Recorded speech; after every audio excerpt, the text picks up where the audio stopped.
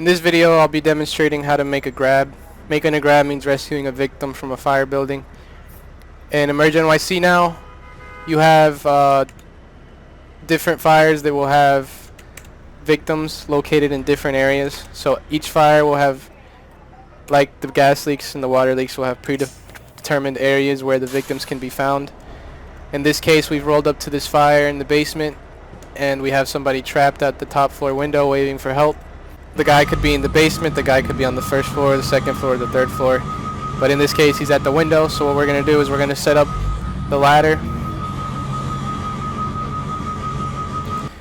With these new features, you want to make sure that you search thoroughly every fire building for possible people trapped.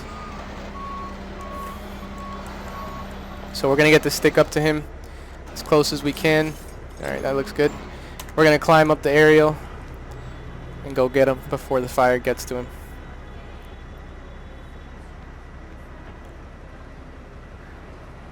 If we weren't to get this guy within a matter of 3-4 minutes, he would jump. So you're going to use the radial menu and you're going to click carry to grab the victim. You can do this on foot, on the aerial, on a portable ladder, in the bucket of the tower ladder. So you have different ways you can make grabs. We're going to get down. Once we're ready to drop him, we'll drop him, he'll go down, and we can give him over to EMS and transport. That's how you make a grab in EmergeNYC. Like I said, remember, search thoroughly every room in the house, because they can be anywhere. They're not going to be in the same place every time. So the more you know, and good luck on Medal Day, brother.